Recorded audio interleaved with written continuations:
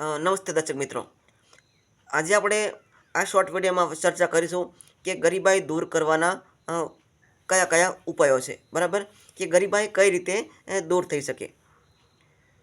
બરાબર, ગરીબાઈ એ દુનિયાના મોટા મોટા દેશોમાં એ મોટી સમસ્યા છે. આપણે એવું માનીએ કે બધી જગ્યાએ નહીં, ગરીબાઈ છે જ, ઘણી બધી જગ્યાએ ગરીબાઈ છે જ, એમાં કોઈ શંકાને સ્થાન નથી.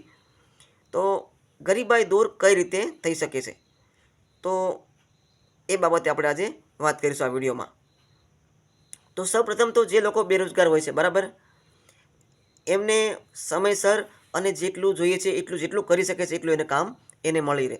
કામ મળી રહે એટલે એને વેતન મળે, અને વેતન મળે એટલે એની આર્થિક પરિસ્થિતિ મજબૂત થાય, અને આર્થિક સ્થિતિ મજબૂત થાય એના કારણે એની ગરીબાઈ દૂર થાય, એની પાયાની જરૂરિયાતોને સંતોષ શકે. બરાબર, અને પછી ધીરે ધીરે જેમ જેમ એ મહેનત કરે એમ આગળ વધતો જાય. તો આ રીતે સમાજની, દેશ અને દુનિયાની ગરીબાઈ દૂર થઈ શકે.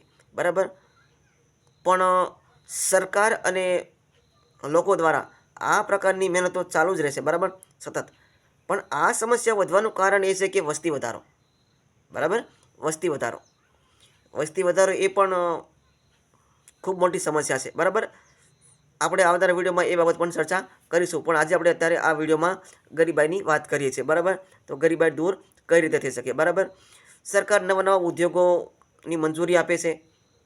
તો એ ઉદ્યોગોને કારણે જે તે ઉદ્યોગથી વિકાસ કરે છે, પણ એ ઉદ્યોગોની સાથે જ્યારે એ ઉદ્યોગમાં કામ કરવા માટે કામદારો રાખવામાં આવે. બરાબર, તો એ કામદારોને પણ ત્યાંથી એને વેતન મળે છે, ત્યાંથી એને દાડી મળે છે, તો એના પરિવારનું ગુજરાન ચાલી જાય છે. બરાબર, તો એ રીતે આવા અવનવા કારખાનાઓ ખુલે, ફેક્ટરીઓ ખુલે. તો આમ થવાથી એક જે તે ફિલ્ડમાં કામ મળે એવા કામદારોને વેતન મળે છે, અને એમની ગરીબાઈ ધીમે ધીમે ઘટતી જાય છે, અને એ લોકો સારું જીવન જીવી શકે છે.